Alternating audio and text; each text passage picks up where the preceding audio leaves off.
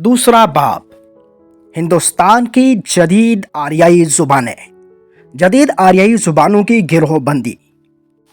1880 میں سب سے پہلے مستشرق ہرنل نے اس بات کی طرف اشارہ کیا تھا کہ ہندوستان کی موجودہ زبانوں کی ساخت اس بات کا پتہ دیتی ہے کہ ہندوستان میں آریہ دو مختلف گروہوں میں داخل ہوئے ہوں گے۔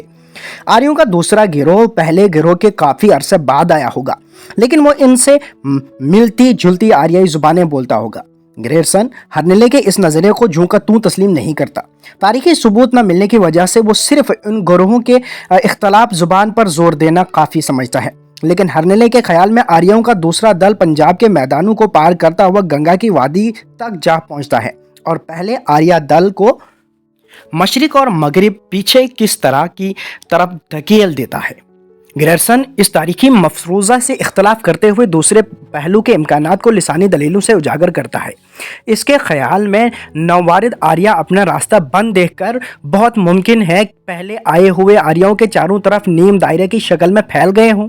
پنجاب میں ان کا مقابلہ پرانے آریوں سے ہوا ہوگا، جہاں سے شکست کھا کر انہیں اپنا رخ سندھ کی وادی اور وہاں سے وسطی ہندوستان، مہاراشٹر، بہار اور اڑیسہ کی طرف کرنا پڑا ہوگا۔ اس طرح نئے آریہ پرانوں کے ارد گرد گھیرا سا ڈال دیتے ہیں۔ ہرنلے اور گریرسن دونوں کے بیانات سے یکساں نتائج مرتب ہوتے ہیں۔ دونوں صورتوں میں آریوں کا ایک گروہ اندرونی بن جاتا ہے اور دوسرا ان کے تین طرف نیم دائرے کی شکل میں بیرونی۔ اگر ہرنلے صحیح ہے تو نووارد آریہ اندرونی کہلائیں گے، اور اگر گریرسن کی بات تسلیم کی جائے تو پرانے آریہ۔ ہرنلے کے اس نظریہ یا گریرسن کی اندرونی و بیرونی تقسیم کا دھندلا سا روایتی ثبوت ہندوؤں کی مقدس کتابوں میں مل جاتا ہے۔ بالخصوص مہابھارت کے اندر پنجالوں اور کوروں کی لڑائی در حقیقت دو آبا کے آریہ اور نووارد آریوں کے درمیان سیاسی اقتدار کے لیے زور آزمائی تھی۔ پنجالوں کے حمایتی پانڈے تھے جو ایک کوہستانی قبیلہ سے تعلق رکھتے تھے۔ پنچال کوروں کی بنسبت یہاں کے زیادہ پرانے باسی تھے، اس لیے ان کے رنگ سیاہی مائل بتائے گئے ہیں۔ مہابھارت میں ان آریوں کو جو دریائے سندھ کے کنارے پر بستے تھے ملچ کے نام سے یاد کیا گیا ہے، جس کا مطلب یہ تھا کہ دو آبا والے انہیں غیر آریہ سمجھتے تھے۔ اس کے بعد مدھیہ پردیش، مغربی یوپی اور مشرقی پنجاب کے آریوں کا عروج ہوتا ہے۔ وہ اپنے علاقہ سے نکل کر برابر مختلف سمتوں میں پھیلتے رہے۔ چنانچہ سنسکرتی عہد کے جغرافیہ میں جس علاقے کا نام بار بار آیا ہے اور جسے خالص آریوں کی جنم بھومی ہونے کا فخر حاصل ہے، وہ یہی مدھیہ دیش ہے۔ اس کی حد بندی شمال میں ہمالیہ، جنوب میں وندھیاچل اور مغرب میں سرہند سے لے کر مشرق میں الہ آباد تک مقرر کی گئی ہے۔ ہندوؤں کی مذہبی روایات کے مطابق اس کے مشرقی سرے سے مغربی سرے تک سرسوتی نام کا مقدس دریا بہتا ہے جو انسانی آنکھ سے اوجھل ہے۔ گریرسن کی تقسیم زبان کے مطابق شمالی ہندوستان کی جدید آریائی زبانیں دو گروہوں میں بٹ جاتی ہیں، ایک اندرونی اور دوسرا بیرونی۔ اندرونی زبانیں ٹھیک اس علاقے میں بولی جاتی ہیں جس کا ذکر اوپر مدھیہ دیش کے نام سے کیا جا چکا ہے۔ بیرونی گروہ کی زبانیں نیم دائرے کی شکل میں مغربی پنجاب سے شروع ہو کر سندھ، مہاراشٹر، وسطی ہندوستان، اڑیسہ، بہار، بنگال اور آسام تک پھیلی ہوئی ہیں۔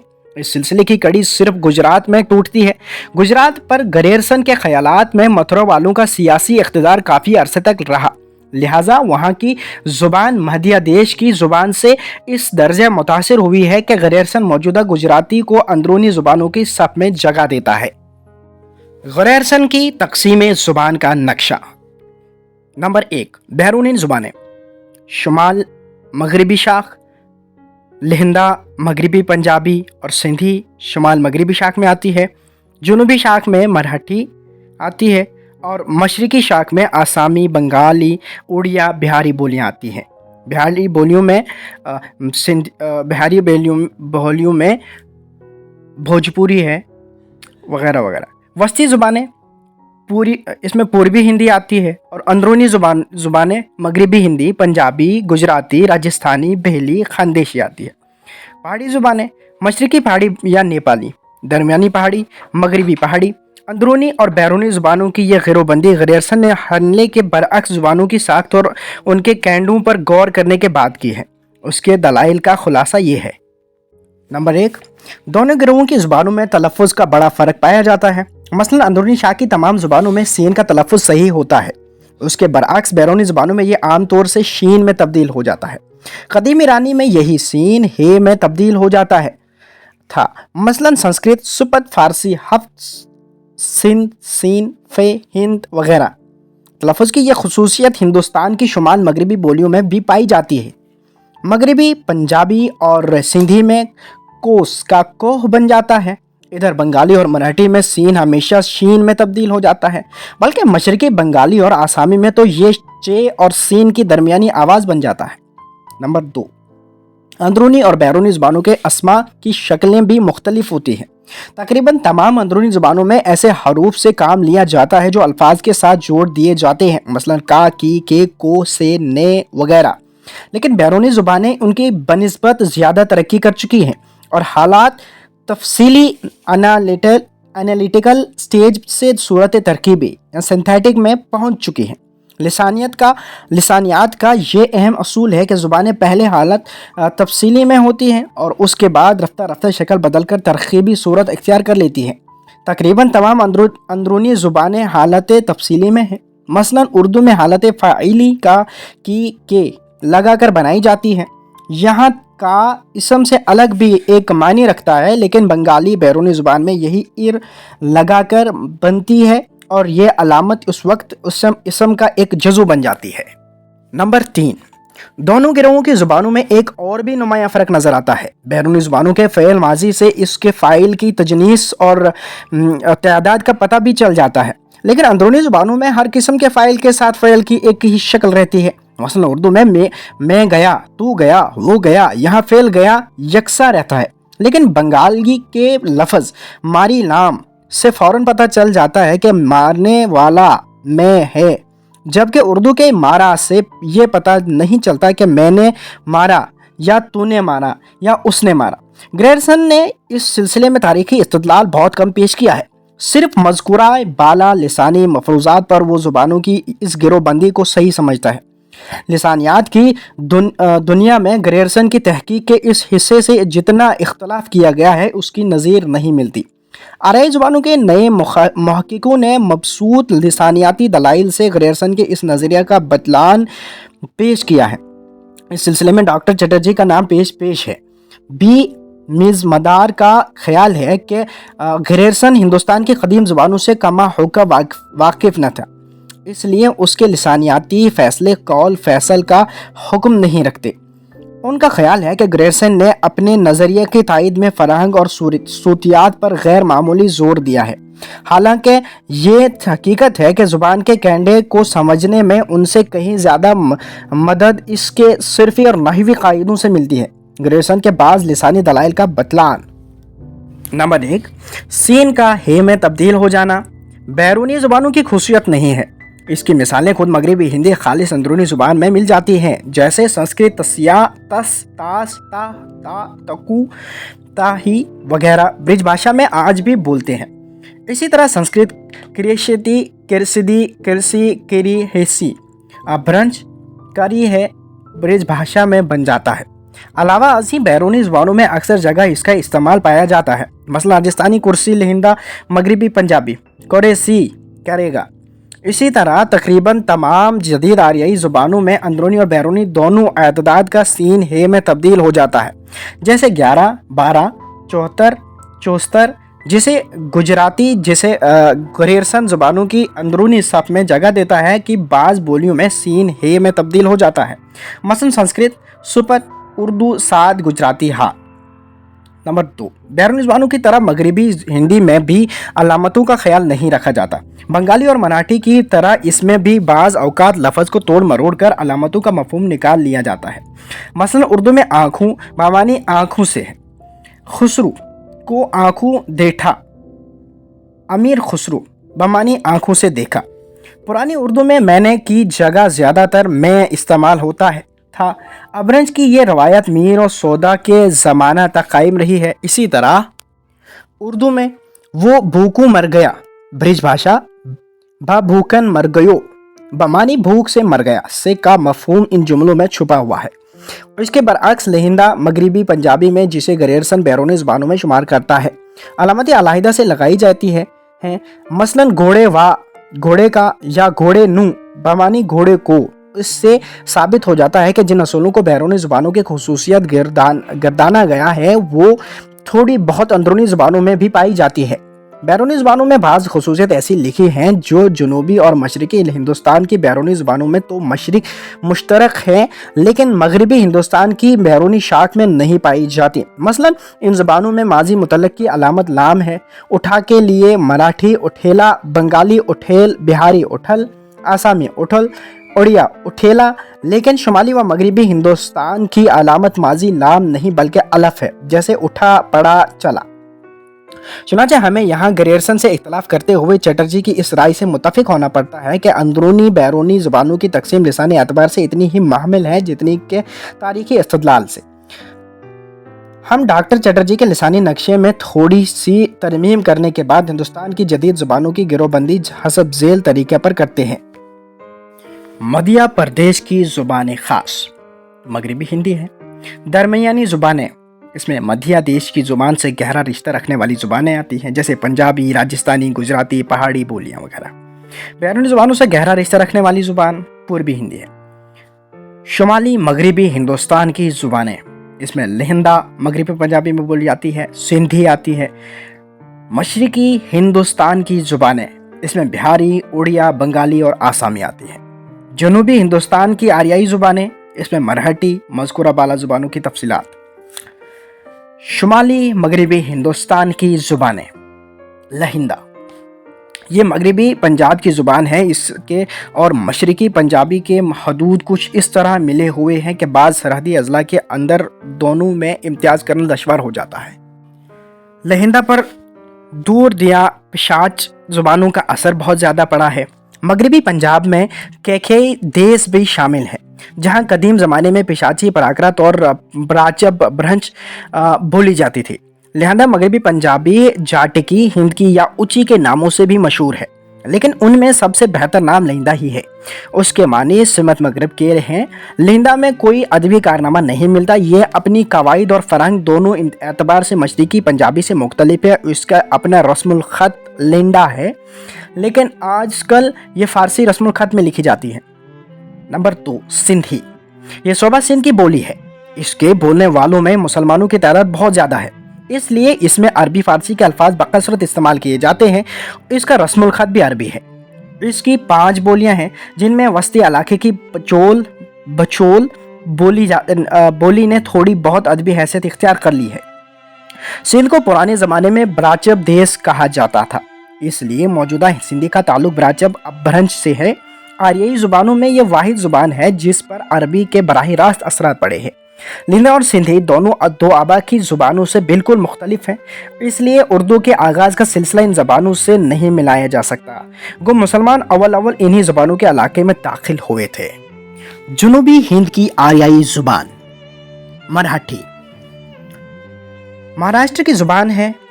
इसके जनूब में द्राविड़ ज़ुबानों का सिलसिला शुरू हो जाता है और इसकी 3 खास बोलियां हैं, जिनमें से पूना के अतराफ़ की बोली ने अदबी मराठी की हैसियत इख्तियार कर ली है।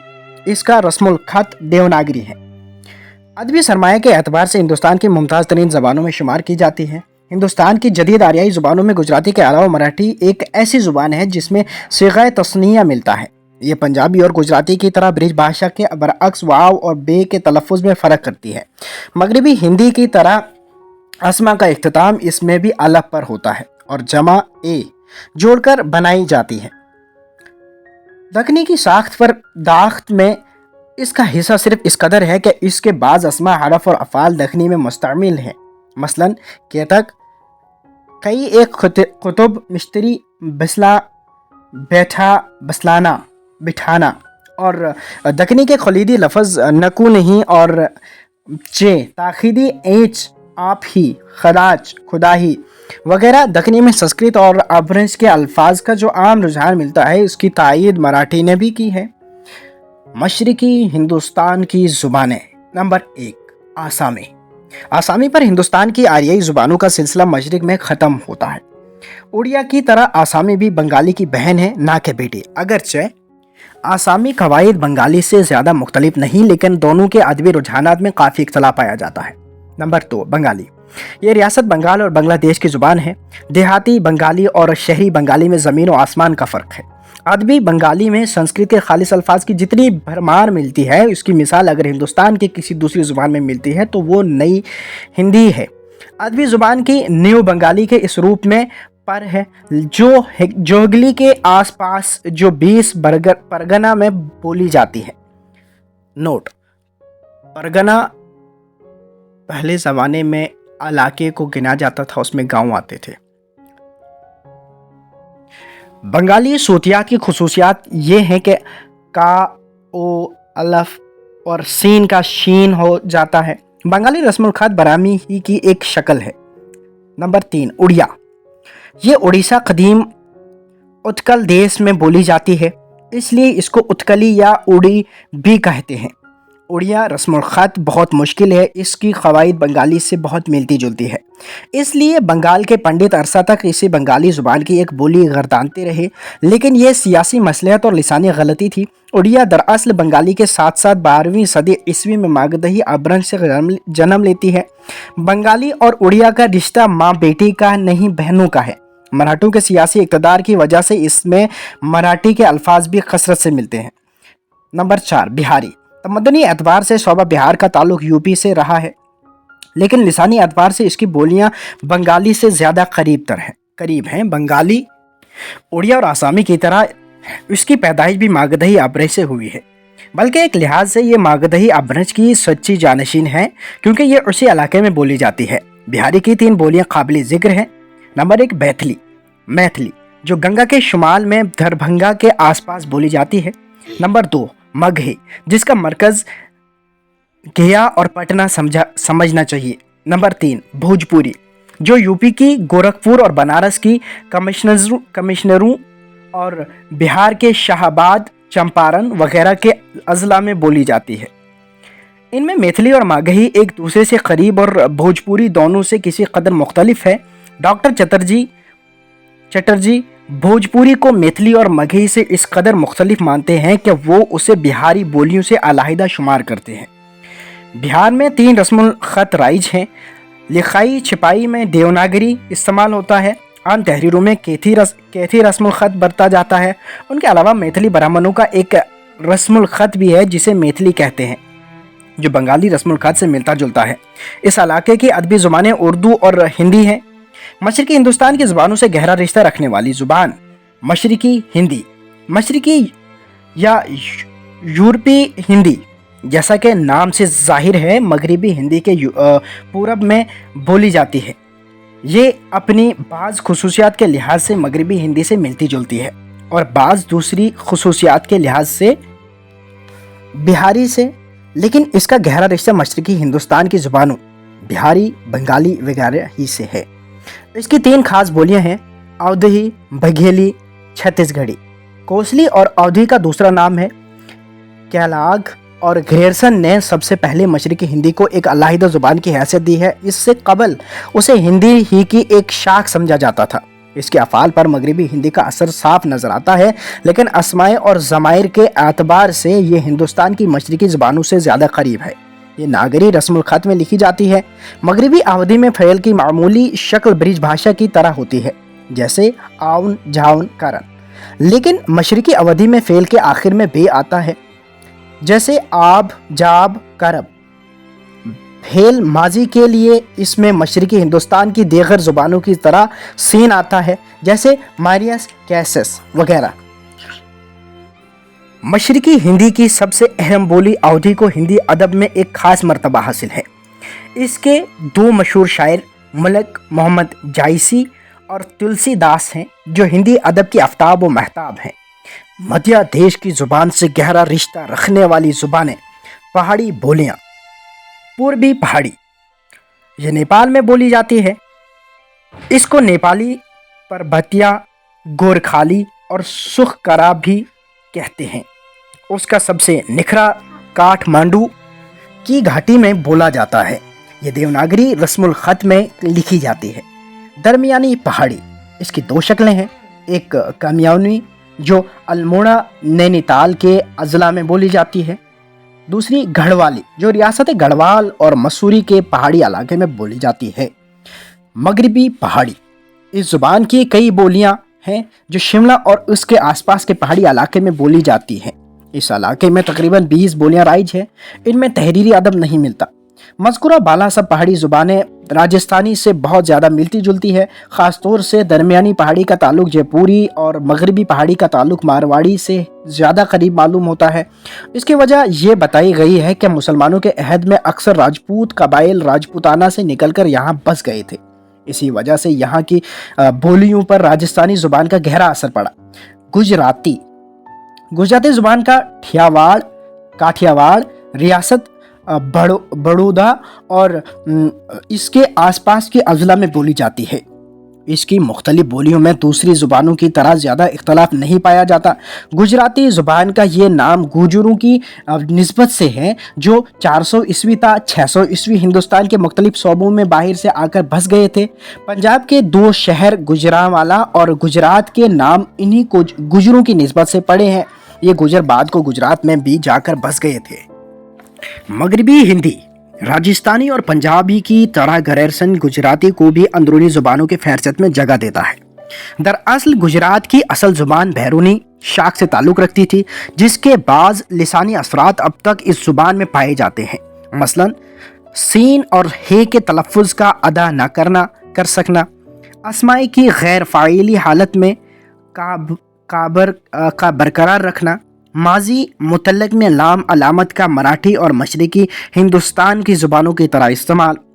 वैदिक ज़माने से मौजूदा अहद तक गुजराती ज़ुबान के तसलसल की जिस तरह निशानदही की जा सकती है, इसकी नज़ीर हमें हिंदुस्तान की दूसरी ज़ुबानों में नहीं मिलती। राजपूतों के अहद में मथुरा वालों के सियासी इक़्तिदार की वजह से जदीद गुजराती अपनी क़वाइद के एतबार से मगरबी हिंदी बिलखुसूस ब्रिज भाषा से काफ़ी मुतासिर हुई। अस्मा और अफ़ाल के एतबार से ये मगरबी हिंदी की पैरवी करती है, लेकिन उर्दू की रे और ड़ा के मुकाबले में इसमें डाल और डा ज़्यादा पाई जाती है, जो दक्कनी की भी आम खुसूसियत है। राजस्थानी एक तरह से ये मध्य देश की ज़ुबान का जुनूब मगरबी फैलाव है। इस फैलाव की आखिरी कड़ी, जैसा कि लिखा जा चुका है, गुजराती ज़ुबान है।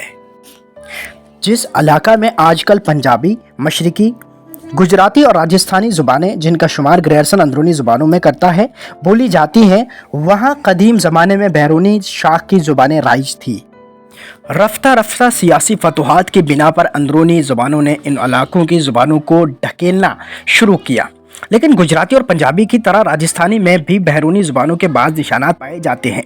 मसलन आ, ई, ए और ऊ का तलफ़ुज़ आम तलफ़ुज़ से कदरे मुख्तलिफ होता है। इसी तरह छः का तलफ़ुज़ सीन से मिलता जुलता होता है और इस सीन की आवाज़ आम तौर से हे में तब्दील हो जाती है। राजस्थानी की 4 अहम बोलियां हैं।